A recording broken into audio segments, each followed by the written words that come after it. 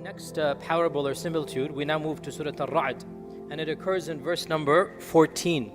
And it occurs at the end of one of the most oft recited passages in the whole Qur'an. It's a very famous passage of the Qur'an, which begins with Allahu ya'lamu ma tahmilu kullu untha wa ma taghidu al-arham wa ma tazdad. This entire passage, it illustrates Allah's infinite knowledge and Allah's infinite power.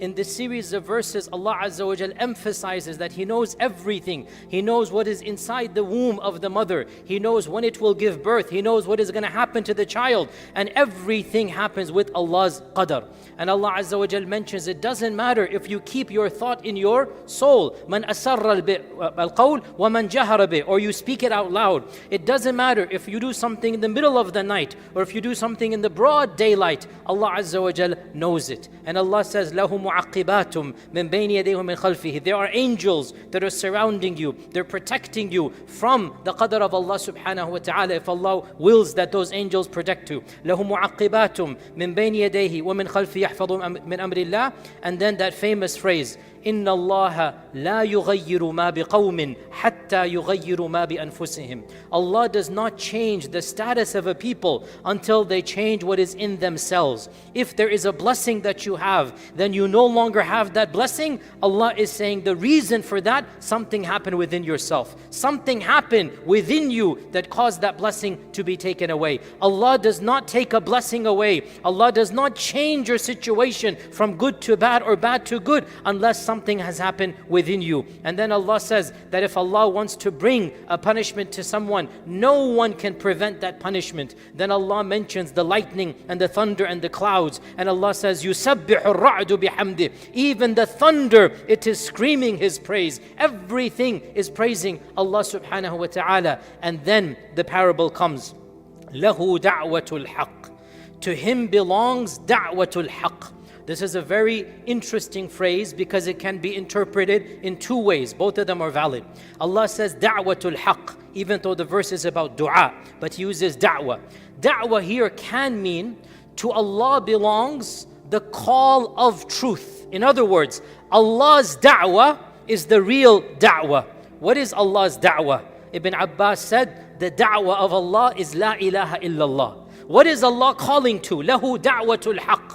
So the first translation, to Allah belongs the ultimate da'wah. Whatever Allah calls you to, that is al-haq. And then you can flip it around. The Arabic allows you to do that. Lahu da'watul haq.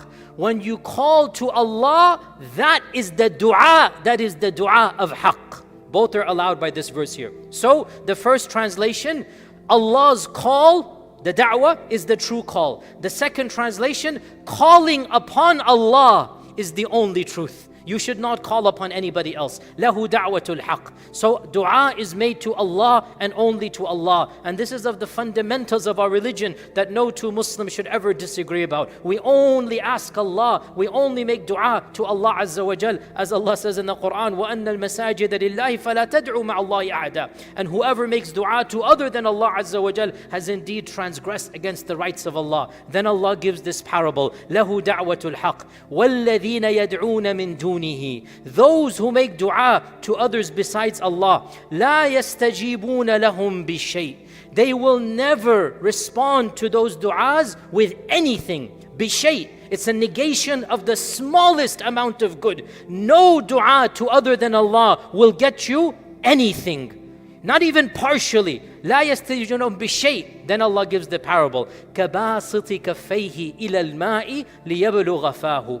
Like the one who is stretching his hand straight out to the water, thinking that simply by stretching his hand to the water, لِيَبْلُغَ فَاهُ, the water is going to come into his mouth. So the parable, in fact Qatada says the parable is the one in the desert. He sees a mirage, it's not even real.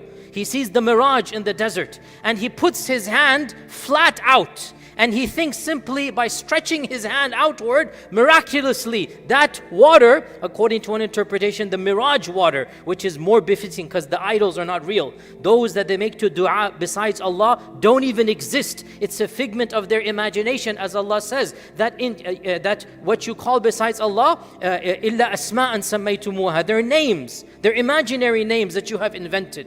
So the one who makes dua to other than Allah, his example is like the one wandering in the desert. He sees the mirage of water and he thinks by putting his hand outward, also basiti kaffay. So even if he's in front of actual water, you have to put your hand in a cup and you have to bring it to your mouth. Allah is saying his hand is outstretched flat. So even if it's real water, even if the person they're making dua to actually exists, so people mistakenly make dua to the prophets, they make dua to Jesus, should not be make dua to Jesus. They might actually be there, but the parable then applies. Even if he's real, even if that entity is there, it's like the person stretching his hand flat and he sees the water and he thinks simply by stretching it, some miracle is going to bring the water into his mouth. Allah is saying that وَمَا هُوَ بِبَالِغِهِ, it's never going to get to his mouth. وَمَا دُعَاءُ الْكَافِرِينَ إِلَّا فِي ضَلَالٍ. And the dua of those who reject Allah is always going to be in dalal, in misguidance. So the parable here is very powerful. It shows the foolishness of those who are making dua to other than Allah, and it paints the